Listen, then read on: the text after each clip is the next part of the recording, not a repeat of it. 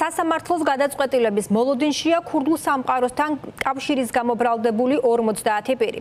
ნაწილის ხდომა თბილისის საქალაქო სასამართლოში უკვე დაწყებულია, პროკურატურა სასამართლოსგან წინასწარ პატიმრობას ითხოვს.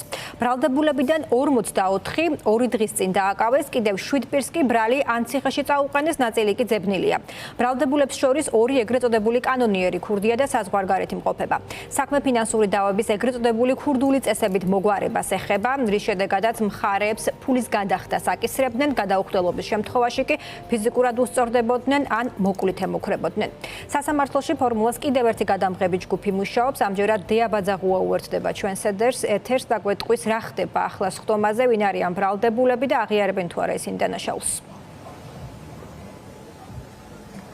თბილისის საქალაქო სასამართლოში ამ წუთებში იწყება ეგრეთ წოდებული კანონიერი ქურდებთან დაკავშირებული პირების სასამართლო პროცესი. ახლა იმართება 12 პირიანი ეპიზოდი, 9 მათგანი იმყოფება სასამართლო დარბაზში, ხოლო 3 არის ძებნილი. ყველა მათგანს, რომელიც ამ ეპიზოდზეა ბრალდებული, ედავებიან ეგრეთ წოდებულ კანონიერ ქურდ ლევან მარღიასთან კავშირს.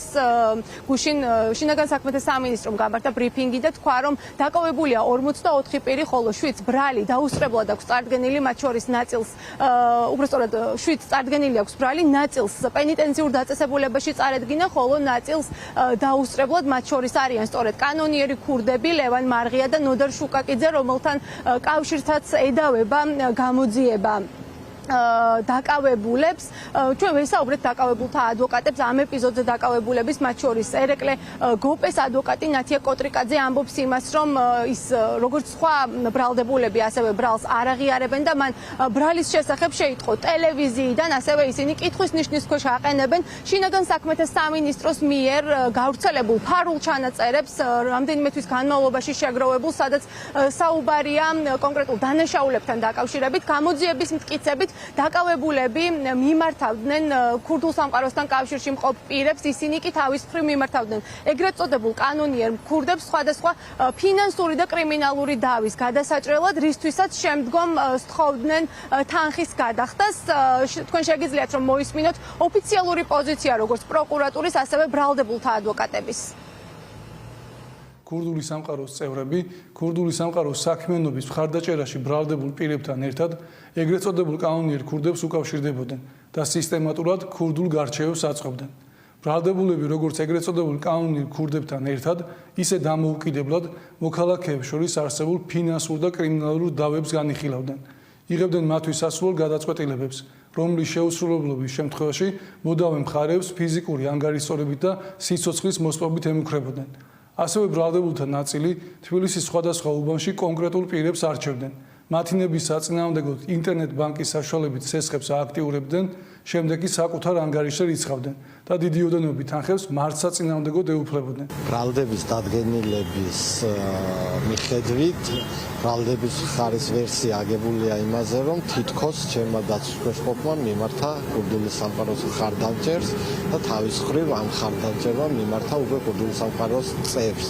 თუმცა საქმის მასალებიდან რომელიც ჩვენ ამ ეტაპისთვის მოვასწარეს შესაძლებლად ჯერჯერობით არ ვლინდება ასეთი გარემოება, რადგან არსად არ ფიგურირებს ჩემი დაცვისმყოფის მიერ განხორციელებული ზარი ან სხვა სახის კომუნიკაცია. ჩემი დაცვისმყოფი არ არის დაკავებული შესაძლოა მისი ადგილსამყოფელი.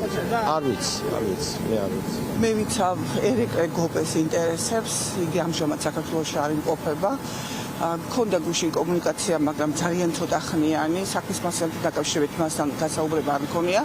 ხოლო ბრალთან დაკავშირებით მაგანიც ის მოისმინა ტელევიზიით აღნიშნული ვიდეო ჩანაწერი, აუდიო ვიდეო ჩანაწერი, რომელიც ტელევიზიის საშუალებით გავრცელდა და დანაშაულს არ აღიარეს.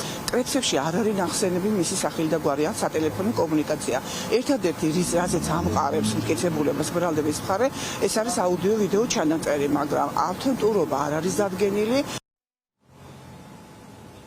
კიდევ ერთი საინტერესო დეტალი არის შემდეგი გუშინ ოფიციალურ ბრიფინგზე შინაგან საქმეთა სამინისტრომ თქვა, რომ 44 პირი დააკავეს, ხოლო 7 ბრალი აქვს ექნება წარდგენილი, თუმცა დღეს გახდა ცნობილი, რომ მხოლოდ 50 მათგანს წარუდგინეს პირი, შესაბამისად ერთი პირი არის გამქრალი საქმიდან, სავარაუდოდ ეს არის ეგრეთ წოდებული კანონიერი ქურდი ნოდარ შუკაკიძე, რადგან მისი ადვოკატი ამბობს იმას, რომ მას ბრალი არ აქვს წარდგენილი, გეტყვით იმასაც, რომ ამ საქმეში დაკავებულია მისი ძმა ლევან შუკაკიძე. ამ თემაზე უფრო მეტი დეტალის ხდომის დასრულების შემდეგ გვეცოდინება. დღეს 6 საათზე კიდევ ერთი პროცესი არის ჩანიშნული, სადაც სასამართლო იმსჯელებს კიდევ ერთი ეპიზოდზე ბრალდებულების აღკვეთის ღონისძიების შეფარდებასთან დაკავშირებით, ხოლო ამ ეპიზოდზე ბრალდებულთა შესახებ მას შემდეგ გვეცოდინება, რაც შეუფარდებს მოსამართლე ეკა ბარბაქაძე, რაც უკვე ხდომა დასრულდება. შეგახსენებთ, რომ პროკურატურა ყველა მათგანისთვის პატიმრობის შეფარდებას მოითხოვს.